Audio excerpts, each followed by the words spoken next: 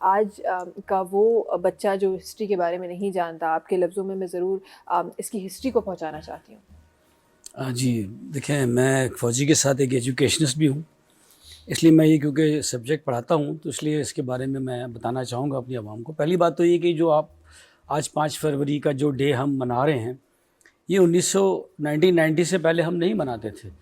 یہ بینظیر صاحبہ کی حکومت میں یہ ڈکلیریشن پاس ہوا اور اس کے بعد سے ہم یہ 5 فروری کا سالیڈیرٹی ڈے منا رہے ہیں. اگر کشمیر کو ہم دیکھیں تو کشمیر ایک ویلی ہے، تو اس کی جو ہسٹری ہے وہ تقریباً 3000 سال پرانی ہے. جو زیادہ اس کے بارے میں انفارمیشن ہمیں ملتی ہے وہ 8ویں صدی عیسوی سے لے کے، اور آپ کہہ لیں کہ آج کی ڈیٹ تک جو ہے ہمارے پاس ان کی ریٹن انفارمیشن موجود ہے. 8ویں صدی سے اگر آپ دیکھیں تو 1346 تک یہاں پر جو ہے ہندو اور بدھ مت کی حکومت رہی، یعنی راجاؤں کی حکومت رہی.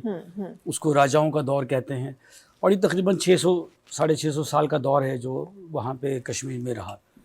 1346 کے اندر یعنی 13 سینچری کے اندر مسلمان شامیر جو تھے سلاطین، انہوں نے یہاں پر جو ہے اسلام پھیلایا اور یہاں پر جو ہے وہ مسلمانوں کی حکومت قائم ہوئی. اس کو ہم سلاطین کا دور کہتے ہیں.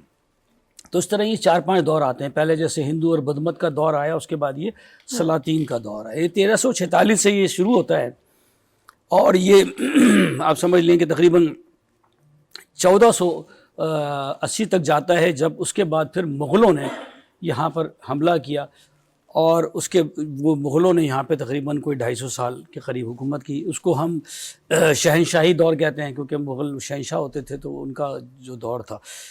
تو انہوں نے جو ہے یہ 1580 میں یہاں پہ قبضہ کیا، اور یہ شامیر والے جو ڈائنیسٹی تھی ان سے قبضہ لے لیا تقریباً 100 سال کے بعد.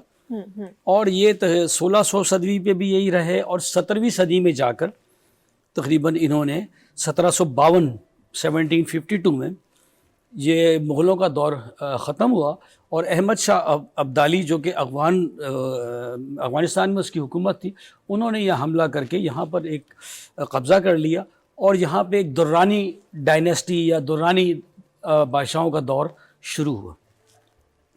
تو ان لوگوں نے جو ہے آپ کہہ لیں کہ 1700 سے شروع کر کے 80 سے یہ 1752 سے لے کے ان کا دور حکومت چلا، جو کہ جا کر ختم ہوا تقریباً 1819 میں 1819 میں، جب لاہور کا جو راجہ تھا یعنی سکھوں کا اس وقت وہ رنجیت سنگھ، اس کی حکومت تھی.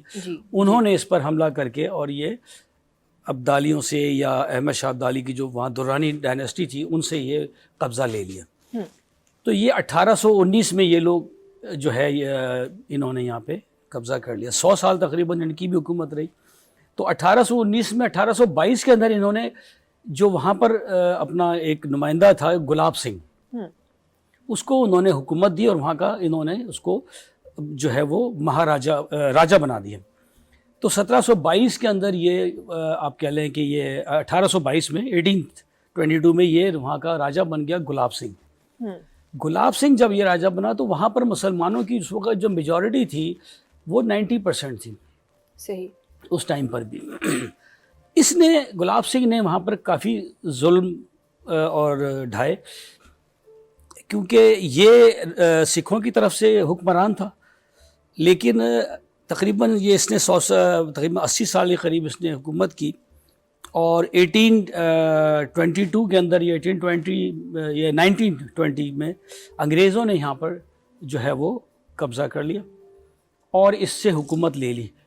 لیکن اس کی حکومت واپس اس کو بیچ دی گلاب سنگھ کو، اور اس کو یہ کہا کہ تم نے اس نے کیونکہ ان کی مدد کی تھی سکھوں سے یہ اس کو لائبریٹ کرنے میں، تو اس نے اسی کو گلاب سنگھ کو ہی یہ جو پورا علاقہ تھا جو راوی اور انڈس کے بیچ میں پہاڑوں کے درمیان پوری، جس میں گلگت ویلی ہے آپ کی، جس میں یہ پورا آزاد کشمیر اور مقبوضہ کشمیر، یہ پورا کشمیر کی ویلی ہے، یہ اس کو انہوں نے بیچ دی. اور اس نے بعد میں پھر 2-3 جگہوں پہ اور بھی حملے کر کے، جیسے لداخ ہے جو چائنا اور انڈیا کے درمیان ڈسپیوٹڈ ہے، اکسائے چائنا ہے، پونچھ کا ایریا ہے، راجوڑی ہے، یہ اس نے بعد میں حملہ کر کے یہ بھی اس میں شامل کر لی.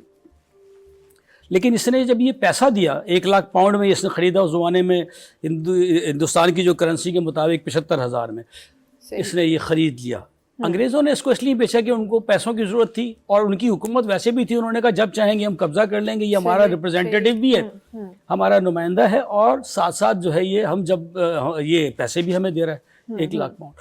لیکن اس نے وہ 1,00,000 پاؤنڈ اس طرح سے دیے جو بعد میں برٹش امپائر میں بھی بہت زیادہ اس کا چرچا ہوا اور اسے بہت ڈسپیوٹ ہوئی کہ اس نے وہاں کے جو مقامی لوگ جو کسان تھے, کیونکہ کاشتکاری تھی وہاں کی 75% جو آمدنی جس کا ذریعہ تھا, ان پر ٹیکس لگا دی, اور اس نے ان ٹیکس سے ان لوگوں کا خون نچوڑ کر وہ پیسے جمع کر کے یہ برٹش گورنمنٹ کو دیے. صحیح. تو برٹش گورنمنٹ کے اندر آج بھی اس کے آرٹیکلس پڑھے ہیں کہ یہ برٹش گورنمنٹ کا بہت غلط فیصلہ تھا جس سے انہوں نے وہاں کے تمام عوام کو غلام بنا دیا, کیونکہ اس معاہدے کے تحت, اس کو امرتسر معاہدہ کہتے ہیں جی, اس کے تحت یہ ہو گیا کہ وہاں کے تمام لوگوں کی زمینیں, ان کی جو مالکانہ حقوق ختم ہو گئے اور ان کا صرف ایک مالک بن گیا یہ گلاب سنگھ جس کو آپ کہتے ہیں. تو مہاراجہ گلاب سنگھ نے ان پر بڑے ظلم ڈھائے جس کی وجہ سے وہاں کافی ریوولٹ ہوئے اور مسلمانوں نے کافی وہاں پہ خون خرابہ ہوا. یہ چلتے چلتے جب یہ 19ویں صدی آ گئی, یعنی 1920 کے قریب آپ کہہ لیں, تو اس کا بیٹا جو تھا وہ پھر اقتدار کے اندر آ گیا جس کو مہاراجہ ہری سنگھ کہتے ہیں اب, جو پارٹیشن کے ٹائم پہ وہاں کا حکمران تھا. تو اس زمانے میں کافی ریوولٹ ہوئے, کافی بغاوتیں ہوئیں وہاں پہ مسلمانوں نے کی, اس کے خلاف بھی, ہری سنگھ کے خلاف.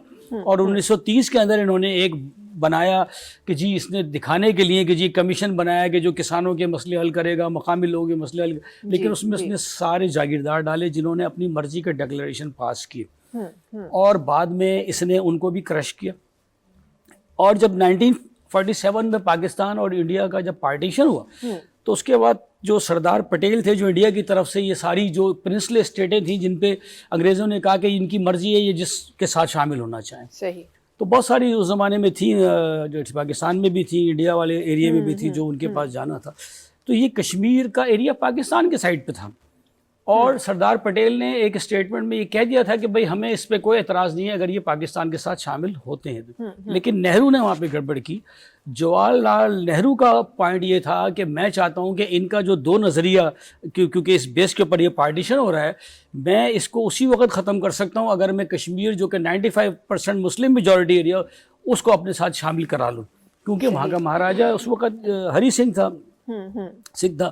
تو اس نے پوری کوشش کی اس کو اپنی طرف انکلائن کرنے کی اور اس کو اپنے ساتھ شامل کرنے کی, جس کی جب مسلمانوں نے یہاں پاکستان بن گیا تھا 1947 میں, تو 1948 کے اندر جب انہوں نے دیکھا کہ ان لوگوں نے وہاں مسلمانوں نے وہاں بغاوت بھی کی, ان کے اوپر فائرنگ ہوئی, ان کے ہزاروں مسلمان وہاں شہید ہوئے, تو اس کے بعد وہاں پر یہاں سے جو پاکستان کے جو لوگ تھے جو ان کشمیریوں کے رشتہ دار بھی تھے اور اس ایریے میں قریب تھے, انہوں نے جا کر وہاں پر ان کو آزاد کرانے کی پوری کوشش کی, اور آج یہ آپ جو آزاد کشمیر دیکھتے ہیں یہ اسی کا ایک نقشہ ہے. اور آپ دیکھیں کہ اس وقت ایک جنگ چھڑی پاکستان انڈیا کے درمیان 90 پر, اس جنگ سے گھبرا کر نہرو صاحب خود گئے یونائٹڈ نیشن آرگنائزیشن 1948 میں, ان کو جا کے ہاتھ جوڑے کہ جنگ بند کراؤ, یہ تو ہمارا پورا کشمیر چلا جائے گا. صحیح صحیح. اور اس نے کہا کہ پلیبسائڈ کرانے کا, انہوں نے کہا اچھا ٹھیک ہے وہاں پر ریفرینڈم کرا دیں گے, یہ کرا دیں گے. یہ کر کر انہوں نے اس دھوکے سے یہ کشمیر پر جو ہے آج قبضہ کر لیا.